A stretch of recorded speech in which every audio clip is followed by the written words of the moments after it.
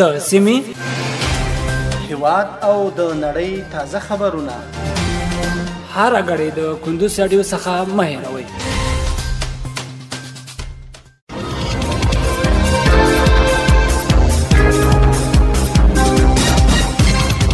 سلامونه او وخت مو بخیر. پام راوړم د کندوز رادیو د دې ساعت مهمو وروستۍ خبرونو ته. نن سه شنبه د چنګاښ 18 نیټه ده چې د 2025 کال د جولای له 8 نیټې سره سمون لري. روانه خبري غړي درته زه عبدالجلیل احساس وړاندې کوم. خو په پیل کې هم د څو مهمو خبرونو سرټکي.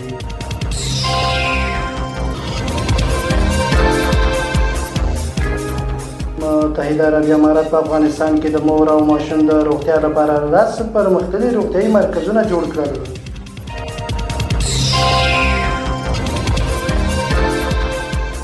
د شفري نقصو د مخنیوي لپاره ځانګړې کمیټه جوړه شوه.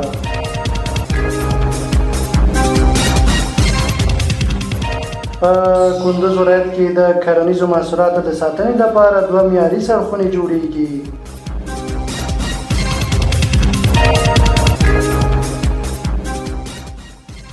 د امریکا په تگزاس ایالت کې د وروستیو سیلابونو له امله د مړو شمېر 82 تنو رسېدلی دی.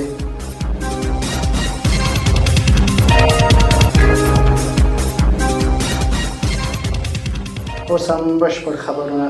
متحده عربي امارات په افغانستان کې د مور او ماشوم د روغتیا لپاره 10 پرمختللي روغتیايي مرکزونه جوړ کړل. متحده عربي امارات په افغانستان کې د مور او ماشوم د روغتیا لپاره 10 پرمختللي روغتیايي مرکزونه جوړ کړي او ګټې اخیستنې د سپارلي دي. دغه مرکزونه په ننګرهار، بلخ، هرات، غزني، پکتیا، پکتیکا، کندهار او هلمند ولایتونو کې د روغتیايي اړتیاوو د پوره کولو په موخه جوړ شوي دي. روغتیايي مسؤلین وایي دا مرکزونه به د نوي زیږیدلو ماشومانو د مړینې کموالی او د هغوی د روغتیايي ستونزو د مخنیوي لپاره امیدواره میندو او ماشومانو ته درملنې او واکسین کولو خدمات وړاندې کړي.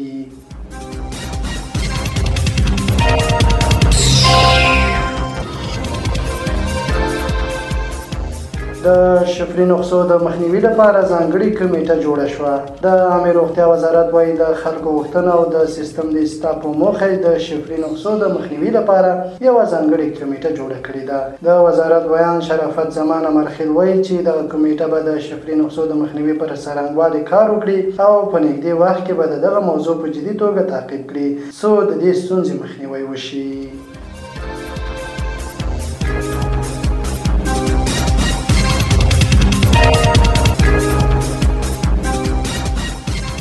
په کندوز ولایت کې د کرنیزو محصولاتو د ساتنې لپاره 2 معیاري سړکونه جوړیږي.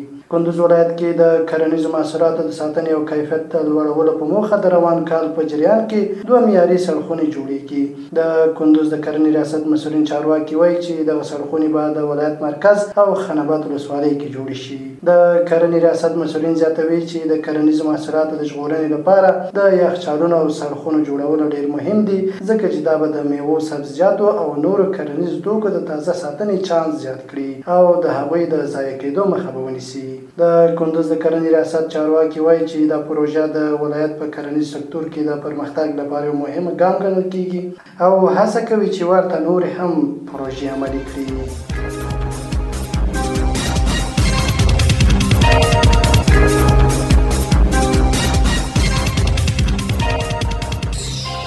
او وروستۍ خبر ده چې د امریکا په تگزاس ایالت کې د وروستیو سیلابونو له امله د مړو شمېر 82 تنو رسېدلی دی. د اشتودیت پریس خبري اژانس د راپور له مخې په قربانیانو کې 28 ماشومان هم شامل دي. د راپور له مخې تر دې دمه 40 کسان لا درکه دي او د پلټنې عملیات دوام لري. ایالتي چارواکو ویلي چې ښایي په راتلونکو ورځو کې د قربانیانو شمېر نور هم زیات شي.